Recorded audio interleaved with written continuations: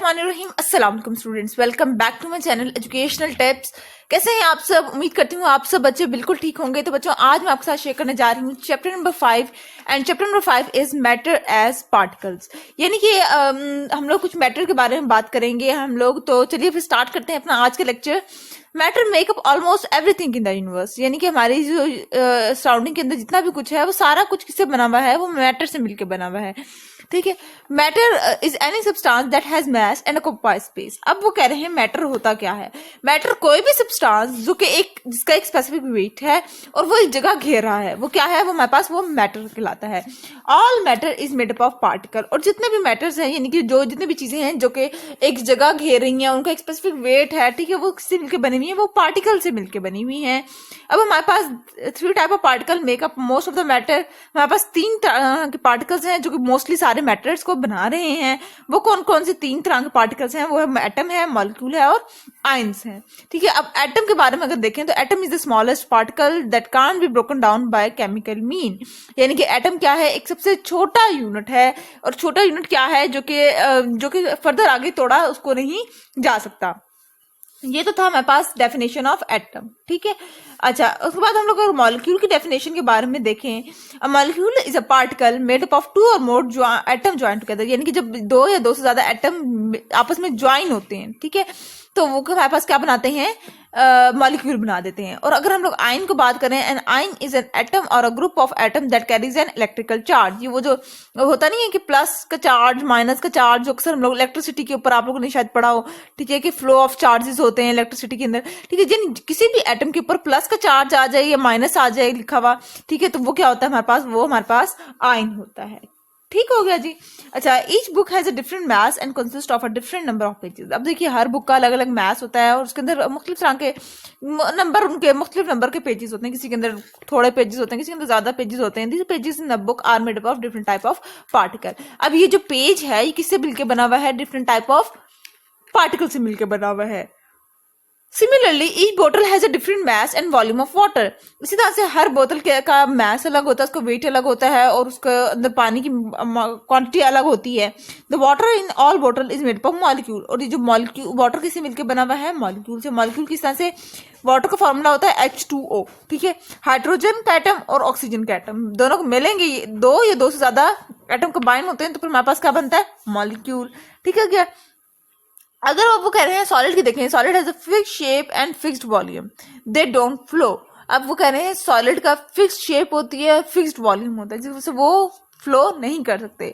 अगर हम लोग लिक्विड के बारे में बात करें, लिक्विड का एक फिक्स्ड वॉल्यूम तो होता है, लेकिन लिक्विड की एक फिक्स्ड शेप नहीं होती। ठीक है, जिसकी वजह से लिक्विड बह सकता है। और अगर हम लोग गैसेस की बात करें तो गैसेस का ना फिक्स्ड वॉल्यूम होता है, ना कोई शेप होती है उसकी। ठीक है, जिसकी वजह से वो गैसेस जो होती हैं वो हर डायरेक्शन के अंदर मौजूद होती हैं। ठीक है क्या? अच्छा, उसके बाद फिर हम लोग बात कर लेते हैं स्टेट्स ऑफ मैटर। हमारे पास 3 स्टेट्स हैं मैटर की। कौन कौन सी? मैटर 3 चीजों से मिलकर बना हुआ था। वो 3 चीजों से मिलकर बना हुआ होता है, एटम, मॉलिक्यूल और आयन से। फिर मैटर की 3 स्टेट्स होती हैं, जो वो कौन कौन सी हैं? सॉलिड, लिक्विड और गैस। ठीक है, they have different properties based on the arrangement of atom.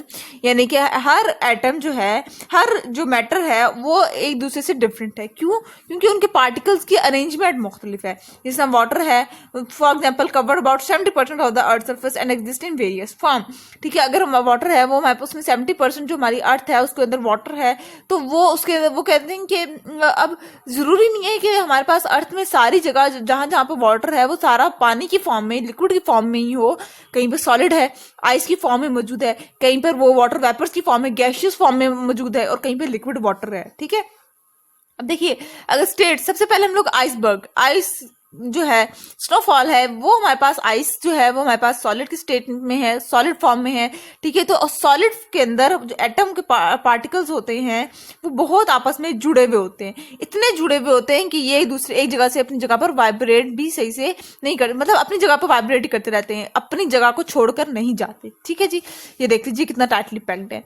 ठीक है, अगर हम लोग लिक्विड की बात करें तो वो हमारे पास मूव कर सकते हैं इजीली, क्योंकि उनके पार्टिकल्स होते हैं ना, یہ تھوڑے تھوڑے دور دور ہوتے ہیں, تھوڑے اتنا دور بھی نہیں ہوتا کہ وہ اپنی جگہ چھوڑ جائیں, لیکن وہ اس وجہ سے لکوڈ کو ہم لوگ کسی بھی چیز میں ڈالتے ہیں تو وہ اسی چیز کی شکل اختیار کر لیتی ہے.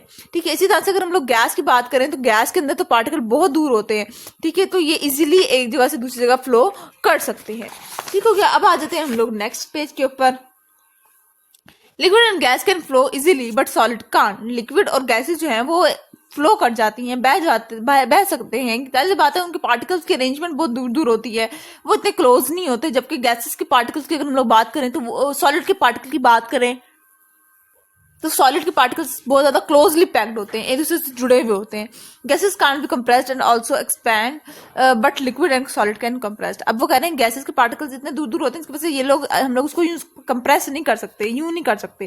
جبکہ اگر ہم لوگ لکوڈ کو کریں, سالڈ کو کریں تو وہ ایزیلی اسکویز اپ ہو جاتے ہیں. ٹھیک ہے. Water can be poured from one container to another. Water can take up the shape of the container because it is a liquid. Water کو آپ لوگ کسی بھی چیز کے اندر ڈالیں, پانی کو کسی بھی چیز کے اندر ڈالیں گے تو وہ اسی چیز کی شکل اختیار کر لیتی ہے. ٹھیک ہے, کیونکہ ان کے پارٹیکل جو ہیں وہ اتنے جڑے ہوئے تو ہے نہیں کہ وہ اس چیز میں کی شکل اختیار نہ کر سکے. The particle in liquid can move past each other. ٹھیک ہے جی. اس کے بعد پھر آ جاتے ہیں gases will fill up the volume of a ball as its particle can fill up all the available spaces thus expanding the ball. ٹھیک ہے. اب وہ کہہ رہے ہیں کہ وہ اگر ہم لوگ بال کی بات کریں تو اس کے اندر ہم لوگ جو ہوا بھر رہے ہوتے ہیں تو ہم لوگ بیسکلی اس کے اندر پارٹیکلز فل اپ کر رہے ہوتے ہیں, اور وہ اتنا مشکل کام نہیں ہے. Flood balloon has a greater mass then N empty balloon. اب وہ کہہ رہے ہیں اگر ہم لوگ خالی بیلون کی بات کریں جس کے اندر ہوا نہیں بھری ہوئی ہوگی اس کا میس کم ہوگا ایز کمپیئر ٹو جس کے اندر ہم لوگوں نے ہوا بھری ہوئی ہے اس کا میس زیادہ ہوگا. اب کیونکہ جو اس کے اندر بھرا ہوا بیلون تھا, جس کے اندر گیس بھری تھی, اس کے اندر تو پارٹیکلز آ گئے تھے. ٹھیک ہے, جبکہ گیس کے پارٹیکلز آ گئے تھے, اور جبکہ ہم لوگ جو خالی بیلون کی بات کریں تو اس کے اندر کوئی گیس کے پارٹیکلز نہیں تھے. We can't compress a bottle fix with send. ہم لوگ ایک بوٹل ہے اس کے اندر انہوں نے سینڈ کو بھرا ہوا ہے, ریت کو بھرا ہوا ہے, اس کو ہم لوگ کمپریس نہیں کر سکتے, اس کو اسکویز اپ نہیں کر سکتے. دا particle of send are firmly packed together. کیونکہ ہم نے اندر سینڈ ڈالی ہوئی ہے, اور سینڈ کے پارٹیکل سینڈ سالڈ ہے اس لیے اس کے پارٹیکلز آپس میں اسکویز اپ نہیں ہو سکتے. اس کے پارٹیکل بہت زیادہ ٹائٹلی پیکڈ ہوتے ہیں. دے کانٹ موو اور چینج دیئر پلیسز. ٹھیک ہے. اب سالڈ کے پارٹیکلز جو ہیں وہ نہ تو موو کر سکتے ہیں اور نہ اپنی جگہ کو تبدیل کر سکتے ہیں. اس وجہ سے جب بوٹل کے اندر ہم لوگوں نے سینڈ ڈالی تو نہ ہی وہ سینڈ اپنی شکل چینج کر سکتی ہے اور نہ ہی وہ کمپریسڈ ہو سکتی ہے. ٹھیک ہو گیا جی. تو یہ تھا آج کا لیکچر. ہوپ سو آپ کو لیکچر آج کا سمجھ آ گیا ہوگا. اگر آج کا لیکچر آپ سب کو سمجھ آ گیا ہے تو میرے چینل کو سبسکرائب کر دیجیے گا, ویڈیوز کو لائک کر دیجیے گا, اور ساتھ ساتھ بیل آئیکن کو پریس کرنا مت بھولیے گا. اسی سے ملے آنے والی ہر لیٹسٹ اپڈیٹ سب سے پہلے آپ تک پہنچے گی. ملتی ہے کسی اور ویڈیو میں. دعاؤں میں یاد رکھیے گا, اپنا خیال رکھیے گا. جاتے جاتے کمنٹ باکس میں بتانا مت بھولیے گا کہ میرا آج کا لیکچر آپ سب کو کیسا لگا, اور ساتھ ہی ساتھ مجھے کمنٹ باکس میں سجیشن بھی کر دیجیے گا کہ اس بک کے علاوہ آپ لوگوں کو کون سی ایسی بک ہے جو مشکل لگتی ہے, تاکہ میں اس کے بعد اس کی ویڈیو لگانا شروع کر دوں. ملتے ہیں پھر کسی اور ویڈیو میں. دعاؤں میں یاد رکھیے گا. جاتے جاتے ایک بار پھر بتا رہی ہوں کہ سبسکرائب کرنا مت بھولیے گا. اللہ حافظ.